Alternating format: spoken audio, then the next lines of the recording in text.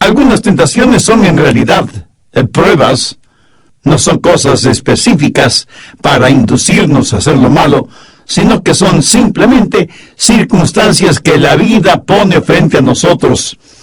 Estas circunstancias son enviadas por Dios a fin de hacernos firmes y fuertes y para que maduremos. Pero las tentaciones que nos presenta Satanás son generalmente para que hagamos el mal, para que pequemos, para que caigamos. No son para fortificarnos, sino para debilitarnos y finalmente destruirnos. Y es mejor que usted esté listo porque el diablo tiene planes definitivos para sabotear su vida. Él ya ha acabado el pozo en el cual tratará de que usted caiga. Y usted será bombardeado con increíbles tentaciones en cada área de su vida. Por eso es importante que usted aprenda para no sucumbir, para que no sea atrapado en las redes de las tentaciones de Satanás. Y quiero que note 3 cosas importantes. Primera, una posibilidad definitiva. Segunda, una imposibilidad divina. Y tercero, una responsabilidad directa. Bien, primero, una posibilidad definitiva. Verso 13. Cuando alguno es tentado, no diga que es tentado de parte de Dios. Note que no dice, si es que alguno es tentado. Dice, cuando alguno es tentado, porque usted será tentado. Y alguien dirá, no, yo soy un cristiano. ¿Y qué? Jesús fue tentado en todo, como nosotros. Y usted no es inmune a la tentación, solo porque es cristiano. Por el contrario, se aumentarán, no disminuirán las tentaciones. Muchos piensan que si son cristianos, especialmente buenos cristianos, no tendrán ninguna tentación. Escuche, si Jesús mismo fue tentado, ¿quién es usted para que no lo sea? Todos sufrimos y sufriremos tentaciones. El momento en que usted es amigo de Dios, automáticamente se transforma en enemigo del diablo. Y cuando usted abre las ventanas de los cielos para recibir las bendiciones de Dios, el diablo abre las puertas del infierno para maldecirle. Esto es algo que necesitamos aprender lo más rápidamente posible. Algunas veces les digo a los nuevos cristianos, si antes no se han enfrentado con el diablo, es porque él y ustedes iban en la misma dirección. Pero cuando dieron media vuelta, inevitablemente chocarán con el diablo. Tendrán una verdadera colisión con él. Hubo un hombre que trabajaba para un jefe malo, cruel. El trabajador era cristiano, el jefe no lo era.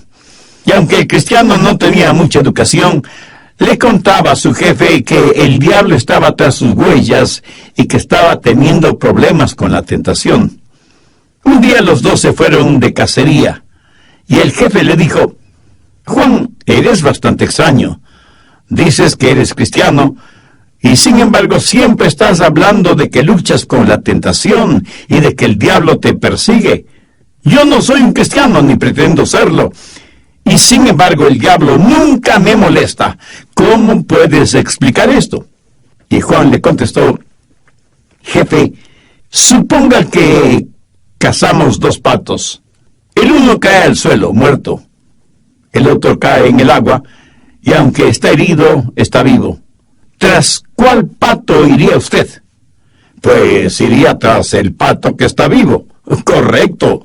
Ahora, con todo respeto, le digo, jefe, que el diablo sabe que usted es como un pato muerto.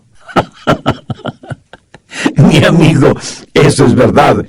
El diablo no tiene que preocuparse por algunos de ustedes, porque son como el pato muerto. Si el diablo está tras usted, es porque ve que en usted hay vida. Y no es difícil hacer la aplicación espiritual, ¿verdad? Habrá tentaciones.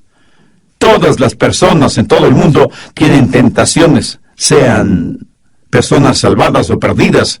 Pero si usted es un hijo o una hija de Dios, aunque la tentación sea fuerte, más fuerte será el poder que Dios le dará para vencer la tentación y para que salga victorioso. Ah, pero un momento, no se enorgullezca. Nunca piense que llegará un momento cuando ya no será tentado. Esa manera de pensar es ridícula. La Biblia dice, así que el que piense estar firme, mire que no caiga. El hombre orgulloso tienta al diablo para que le tiente. Así que hay una definitiva posibilidad de ser tentado. Segundo, una imposibilidad divina. Cuando alguno es tentado, no diga que es tentado de parte de Dios, porque Dios no puede ser tentado por el mal, ni Él tienta a nadie. Dios no tienta a nadie para que haga el mal, porque Él mismo no puede ser tentado por el mal. Por lo tanto, es absolutamente imposible para Dios el tentar a nadie. Por naturaleza, el hombre quiere culpar a Dios por su pecado, pero mucho de lo que llamamos disculpas o excusas por nuestro pecado es realmente nuestro deseo de culpar a Dios por nuestro fracaso. Ahora, de lo que yo sé, nadie abiertamente ha dicho, Dios me hizo pecar. Pero aunque no lo decimos verbalmente, lo pensamos, y hemos aprendido a disfrazar eso diciendo que Dios nos ha tentado con esto o con aquello. ¿Qué es lo que pasó en el jardín del Edén?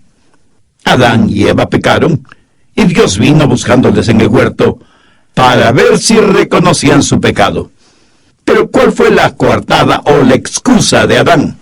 Dios, la mujer que me diste me hizo comer del fruto prohibido.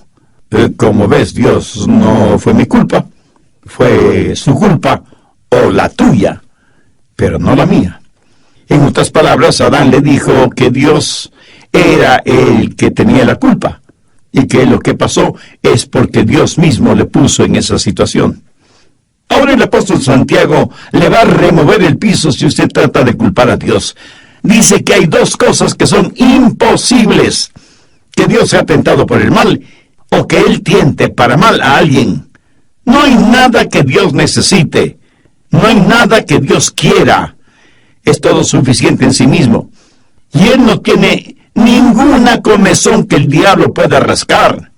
Y Dios es completamente santo. Es lo opuesto del pecado, la antítesis del pecado. Por eso no puede ser tentado.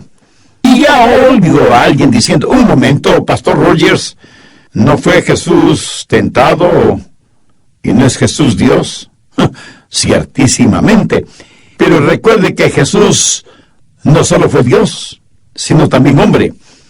Jesús fue tentado en su humanidad, no en su divinidad. Y venció a Satanás ejercitando su poder divino como hombre, usando el poder de la palabra de Dios. Por eso dijo, escrito está. Si usted dijera que Dios le ha tentado, tendría la perfecta coartada, la excusa perfecta, porque nadie puede pelear contra Dios. Es decir, todo lo que Dios hace lo hace bien. Si Dios le pone en una situación que está más allá de su control, usted estaría justificado en culpar a Dios. Pero sabe que aún en estos días estamos presentando excusas. Y aunque creo, ya no lo decimos, la mujer que me diste, decimos, el medio ambiente en que me pusiste, las glándulas que heredé, los padres que me diste, la forma en que fui criado, y así por el estilo. Esa es la psicología moderna. El hombre no es malo, solo está enfermo. No es su culpa lo que hace. Es algo que le sucede fortuitamente. ¿Se da cuenta? Nos hemos vuelto muy hábiles inventando coartadas y excusas. Le preguntaron a un hombre, ¿por qué bebe tanto? Y respondió, bebo porque mi mujer solo se pasa fastidiándome todo el día, criticándome todo el día. Así que bebo para escapar de mi mujer rencillosa. Y le preguntaron a la mujer, ¿por qué le critica y le regaña durante todo el día? Y ella contestó, porque lo único que hace es beber todo el día. Y cada persona parece que tiene una coartada, una excusa para justificar lo negativo que hace. Nos hace falta valentía, por lo menos moral, para aceptar las consecuencias de nuestros errores. Tercero, una responsabilidad directa. Santiago, bajo la inspiración del Espíritu Santo, pone la responsabilidad del pecado directamente a donde pertenece. Veamos los versos 14 y 15. Sino que cada uno es tentado cuando de su propia concupiscencia es atraído y seducido. Entonces la concupiscencia, después de haber concebido, da a luz el pecado. Y el pecado, siendo consumado, da a luz la muerte. Amados hermanos míos, no erréis. El pecado es un trabajo interior, interno, algo que sucede primordialmente dentro de nosotros. Ni siquiera podemos decir, el diablo me hizo hacerlo, porque lo que hacemos, lo hacemos nosotros mismos. Santiago habla de seducción. Un hombre inmoral puede seducir a una mujer, o una mujer inmoral puede seducir a un hombre. Pero no está hablando únicamente acerca de pecado sexual. No está hablando solo de adulterio, fornicación o inmoralidad. Pero usa esos pecados como ilustración para toda clase de pecados. Porque, reconozcámoslo, hay algo seductor acerca del pecado. Y quiero que note lo que el apóstol dice sobre la anatomía del pecado para que esté atento al anzuelo del pecado. En el verso 13, Santiago dice, cuando alguno es tentado, no diga que es tentado de parte de Dios, porque Dios no puede ser tentado por el mal, ni Él tienta a nadie, sino que cada uno es tentado cuando de su propia concupiscencia es atraído y seducido. La palabra atraído era una palabra común entre los pescadores, en referencia a los anzuelos y carnadas que usaban para atraer a los peces. El pescador debe saber lo que les gusta a los peces, y eso es precisamente lo que él pondrá en el anzuelo para atraerlos o seducirlos. Santiago dice que cada uno es tentado por su propia concupiscencia. ¿Sabe usted cómo un hombre conquista a una mujer o una mujer conquista a un hombre? Exactamente como un pescador atrapa peces, poniendo la carnada correcta en el anzuelo. ¿Sabe usted que el diablo siempre tiene listo un anzuelo con la carnada que a usted le gusta? En otras palabras, él le tentará con lo que a usted le gusta. Piénselo. Satanás incluso se atrevió a tentar a Jesús. Y le tentó por 3 veces y en 3 diferentes formas. ¿Qué es lo que el diablo estaba haciendo? Pues pescando. Gracias a Dios que Jesús no mordió el anzuelo. Note que primero hay un periodo de enamoramiento. El diablo se acerca a nuestro lado y nos corteja y como que nos hipnotiza con algún pecado. Lo pone justo delante de nuestros ojos. O puede ser lujuria, orgullo, una deshonestidad, una venganza, o un sinnúmero de otras cosas. Es la forma que tiene el diablo para cortejarnos. En segundo lugar, está el consentimiento, cuando usted es atraído y seducido. En otras palabras, cuando usted es atrapado. Verá, no es pecado mientras la carnada está en el anzuelo o aunque usted la vea. Pero mientras es cierto que usted no puede evitar que los buitres vuelen sobre su cabeza, sí puede evitar que hagan su nido en su pelo. ¿Lo comprende? Usted no puede evitar que el diablo ponga tentaciones frente a usted, pero cuando usted la acepta, se efectúa un matrimonio nada santo. Por el un extremo del pasillo viene su concupiscencia, o sea, un deseo malsano, impuro, depravado, y por el otro extremo del pasillo viene la voluntad.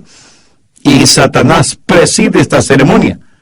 Y cuando la voluntad y la concupiscencia están de acuerdo, cuando la voluntad dice sí a la concupiscencia, Satanás sonríe, juntando esas dos cosas en un matrimonio infernal. Así que primero hay un cortejar, luego viene el consentimiento, luego el matrimonio, luego la concepción, y aunque sea un matrimonio no santo, nace un hijo, que por ser el fruto de un matrimonio anormal, es un hijo producto del pecado. La concupiscencia, cuando ha pecado y da fruto, ese fruto también será pecado. Al principio esto no parece malo de ninguna manera. Después de todo, un bebé ha nacido. Y eso la mayoría de las veces es motivo de regocijo. ¿Sabe que muchas personas se enorgullecen de su pecado? ¿Sabe cuál es el error que muchos predicadores cometen? El decirles a los jóvenes que el pecado no es agradable o que no encontrarán ningún placer en el pecado. Mientras tanto, los jóvenes viven en pecado porque encuentran placer y atractivo en el pecado. Creo que hay pastores que, aunque con buenas intenciones, tienen una manera muy negativa de hablar a los jóvenes, diciéndoles que no deben beber porque no hay ninguna diversión en la bebida. Les dicen que no deben fornicar porque no hay ningún placer sexual en la fornicación. Les dicen que asistan a la iglesia donde encontrarán diversión sana, santificada, etcétera, etcétera. ¿Sabe? Eso entristece mucho mi corazón. Nuestros jóvenes son muy listos y despiertos y se divierten a lo grande allá afuera porque han descubierto que hay placer en el pecado. Y la Biblia habla de los placeres del pecado. Y cuando la concupiscencia y la voluntad llegan a un consentimiento, se produce una concepción, y el bebé que nace de ese pecado es real. La Biblia dice que todo tiene su tiempo, aún el placer que produce el pecado. Si el pecado no fuera placentero, agradable, atractivo, nadie pecaría. ¿No le parece? ¿Y qué de usted? ¿Todavía esclavo de su propia concupiscencia? Entonces usted, aunque sea una persona religiosa, no conoce a Dios por medio del Señor Jesucristo, y si aún no conoce al Señor Jesucristo, quiere decir que sigue espiritualmente perdido. El diablo es demasiado astuto como para salir a pescar sin anzuelo y sin carnada. Un hombre iba por un camino llevando una canasta con maíz. Él iba dejando caer granos de maíz al suelo, y una piara de cerdos le seguía, comiendo el maíz que el hombre dejaba caer en el camino. Otra persona que observaba todo esto le dijo, Señor, esa es una manera muy extraña de alimentar a los cerdos. Y el hombre le respondió, oh, no los estoy alimentando. Esa es la forma en que los llevo al matadero. Verá, el diablo tiene una canasta llena de los placeres del pecado y va dejando caer ciertos placeres en el camino de su vida, y usted estará feliz sirviéndose esos placeres sin darse cuenta que está rumbo al matadero, o sea, al infierno. Pero quiero que vea algo más todavía. Quiero que vea cómo se completa todo, porque es precisamente lo que muchas veces dejamos de ver. Verso 15. Entonces la concupiscencia, después que ha concebido, da a luz el pecado, y el pecado siendo consumado, da a luz la muerte. El círculo de la tentación se ha completado. La razón por la que muchas personas no tienen temor de pecar es porque no miran lo suficientemente hacia adelante. No ven a dónde termina el pecado. No ven el cuadro completo del pecado. Usted necesita ver el producto final. Un gran hombre de Dios solía decir, usted puede comer del maíz del diablo si quiere, pero él le ahogará con las tuzas. El pan del engaño es dulce, pero después se transforma en cascajo. Proverbios 23:31. No mires al vino cuando rojea, cuando resplandece su color en la copa. Se entra suavemente. ¿Ha notado que los más atractivos y profesionalmente bien hechos anuncios o propaganda son los de los licores y cigarrillos? Utilizan hermosos paisajes o preciosas flores para promocionar bebidas alcohólicas, o una fogata de un jinete solitario en la montaña para hablar de la compañía que significa un cigarrillo de tal o cual marca. Son comerciales poco menos que hipnotizadores. A los mercaderes de estos venenos no les importa gastar millones de dólares en estos anzuelos y carnadas, porque saben que con ellos usted será atrapado, y mientras más joven usted sea, mucho mejor, porque ellos quieren atraparle para toda la vida. Proverbios 23:32. Mas al fin como serpiente morderá, y como áspid dará dolor. No al comienzo, sino al final, cuando el pecado ha sido consumado. Ellos no quieren decir nada acerca del producto final, o de la consecuencia del consumo de licores y de cigarrillos. Recuerdo que cuando era pastor de una pequeña iglesia, En el estacionamiento de la iglesia pusimos un anuncio grande contra el peligro de consumir una determinada marca de cerveza que era fabricada en esa ciudad. El anuncio era la foto de un hombre borracho, con una botella de cerveza en la mano, dormido junto a un tarro de basura, con moscas cubriéndole el rostro y un par de ratas alrededor de él. A los pocos días me llamó el dueño de la cervecería diciéndome que quería hablar conmigo. Y cuando nos reunimos para hablar, él me dijo: señor Rogers, el anuncio que ustedes tienen en el estacionamiento es discriminatorio contra nuestro producto. Yo le contesté: señor, quiero que sepa que su producto está hecho con lágrimas, mezclado con sangre y con sabor a muerte. Si yo fuera usted, me pondría de rodillas y pediría perdón a Dios. Él se quedó sorprendido. No esperaba escuchar eso. Creo que él esperaba una disculpa de mi parte. Pero el arrogante me contestó: bueno, si es así como usted lo ve, le digo que su cartel hace discriminación a mi producto, y eso es más que suficiente para que yo le siga un juicio. Y yo le dije: ¡magnífico! Yo haré publicar esta foto en el periódico.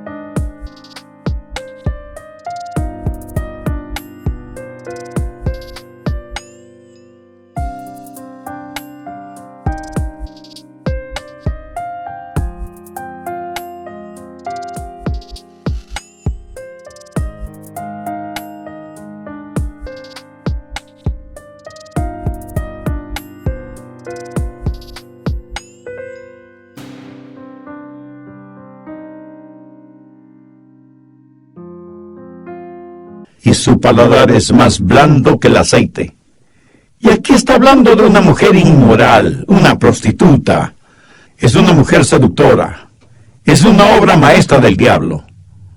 Los labios de esta mujer son dulces como la miel. Saben decir suaves y seductoras palabras. Saben las respuestas filosóficas a por qué lo hace y que no es malo ni pecaminoso. Además, si todo el mundo lo hace, debe ser bueno, ¿verdad? ¿Cómo se puede rechazar algo así? Pero quiero que vea aquí el producto final, el trabajo de arte del diablo. Proverbios 5, versos 4 y 5. Mas su fin es amargo como el ajenjo, agudo como la espada de dos filos. Sus pies descienden a la muerte, sus pasos conducen al Seol. Seguramente hay muchos religiosos materialistas que me están escuchando ahora mismo y que no están pensando en emborracharse ni cometer ninguna inmoralidad, por lo cual se sienten muy orgullosos. Bueno, busque Jeremías 17:11. Recuerde que estamos hablando del producto final, y aquí Jeremías habla del materialismo. Como la perdiz que cubre lo que no puso, es el que injustamente amontona riquezas. En la mitad de sus días las dejará, y en su postrimería será insensato. Cuando un hombre se enriquece injustamente, y parece que se goza de esa riqueza, la Biblia dice que morirá en la mitad de sus días, y tendrá que dejarlo todo. Y en este caso es un hombre insensato. Y algunos dirán: bueno, pastor, yo no robo, soy un buen hombre de negocios. Escúcheme. Usted puede ser un sagaz hombre de negocios que no hace nada fuera de la ley, pero lo que hace es inmoral. Se aprovecha de las demás personas. Pero algunos no hacen eso, sino que son adictos al trabajo porque alguna vez escucharon que deben ganar todo el dinero que puedan, tanto y en cuanto lo hagan honestamente. Mi amigo, ese es un pésimo consejo.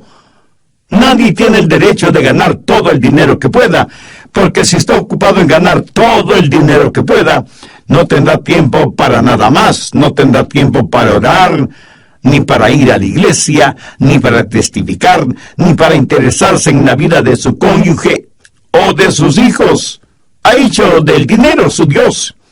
Y aunque no hay nada de malo en el dinero en sí mismo, es terrible cuando descubrimos que en vez de tener nosotros dinero, es el dinero el que nos tiene a nosotros. Mi amigo, si usted es un materialista, es mejor que vea el producto final. Es mejor que vea no solo el anzuelo, sino la carnada que está en el anzuelo. Todo lo que usted tiene lo dejará en la mitad de sus días, y en postrimería usted habrá sido un insensato. La Biblia nos lo dice una y otra vez. Hay camino que al hombre le parece derecho, pero su fin es camino de muerte. No mire las cosas por lo que son. Mire cuál es el fin de esas cosas. Hay una definitiva posibilidad de que usted sea tentado. Hay una definitiva imposibilidad. Dios no tienta a nadie. Y hay una directa responsabilidad cuando cada hombre, por su propia concupiscencia, es atraído y seducido. Entonces la concupiscencia, después que ha concebido, da a luz el pecado, y el pecado siendo consumado, da a luz la muerte. ¿Y cuál es la respuesta para todo esto? La respuesta, por supuesto, es Jesucristo. Solo por medio del Señor Jesucristo usted puede vivir como debe vivir. ¿Por qué? Verá, un hombre cae en tentación. Una mujer cae en tentación porque están tratando de satisfacer algo dentro de ellos. Pero recuerde que Dios nos hizo, y nos hizo de tal manera que no podamos tener nunca verdadera satisfacción, a menos que tengamos a Jesucristo. Dios hizo a los peces para que nadaran en lagos, ríos y mares. Dios hizo a los pájaros para que volaran libremente en el aire. Y Dios le hizo a usted para que usted le conozca, para que le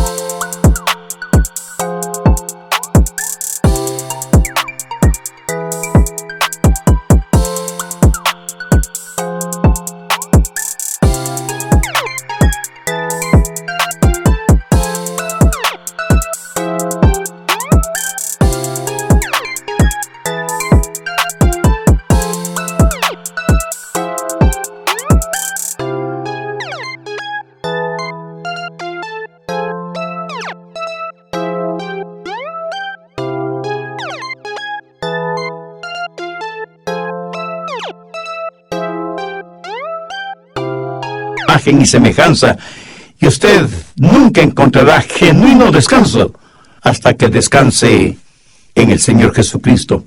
Y hasta que eso suceda, usted será como un pez en un árbol o como un pájaro en el agua. Se sentirá desadaptado. Será como una pieza cuadrada tratando de quedar bien en un hueco redondo. Y el diablo viene y ve ese deseo suyo, y es un deseo legítimo dado por Dios mismo. Y él tratará de que usted satisfaga ese legítimo deseo en una forma ilegítima. Y eso es pecado. Pero en Jesús y por intermedio de él, sus deseos serán satisfechos legítimamente. Por lo tanto, la manera de vencer la tentación es recibiendo a Cristo como Salvador, amándole, sirviéndole. Alrededor nuestro tratamos de encontrar lo que el corazón anhela, sin que haya sido contaminado por el pecado. He descubierto el secreto de dónde encontrarlo. Solo en Jesús hay verdadera satisfacción. Jesús es todo lo que el mundo necesita. Caminamos a ciegas porque el pecado nos ha enceguecido. Debemos abrir las negras cortinas de la noche y mirar a Jesús para que la luz resplandezca. Pero Jesús no solo es la respuesta para la tentación porque nos satisface, sino que además nos fortalece. El Cristo que vive en usted le dará el poder para vencer al enemigo, el diablo, y el Espíritu Santo le prevendrá sobre anzuelos y carnadas. Y el Espíritu Santo le dirá, mira, tú no necesitas eso. Cuando usted se salva, Dios le hace una nueva criatura. San Agustín, ese gran cristiano de épocas pasadas, en su juventud fue un joven disoluto, inmoral. Desperdiciaba su vida con prostitutas y con personas de vidas degeneradas.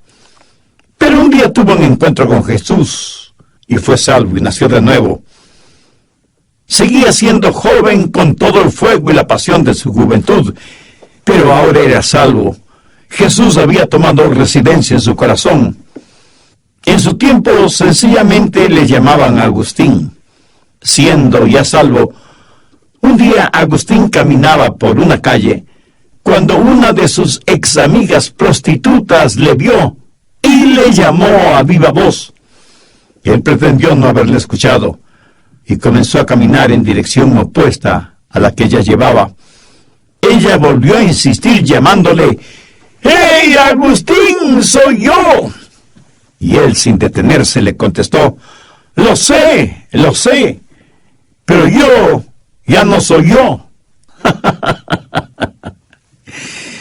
Y eso es lo que Jesús hace en usted. Pablo dijo, no vivo ya yo, sino que Cristo vive en mí.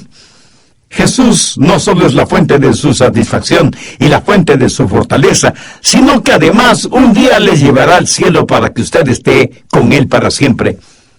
Yo anhelo que usted conozca a Jesús.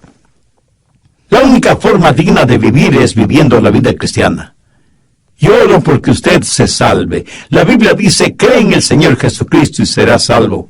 Pero este creer no significa un creer intelectual o emocional. Recuerde que el diablo también cree en Dios, y sin embargo sigue siendo diablo. Este creer en Jesucristo significa tener total y absoluta confianza en Él. ¿Está usted listo para confiar en Jesús? ¿Puede usted en su corazón decir con la sencillez de un niño, Señor Jesús, necesito que me salves, y este mismo momento deposito toda mi fe en ti? Ore esa sencilla oración y le aseguro, basado en las promesas de la palabra de Dios, que Jesucristo le salvará, porque sigue siendo verdad la promesa. Cree en el Señor Jesucristo y será salvo. Y el mismo Dios que me salvó a mí cuando no era más que un jovencito, es el mismo Dios que le salvará a usted, si usted confía en Él y por fe le recibe en su corazón como su Salvador.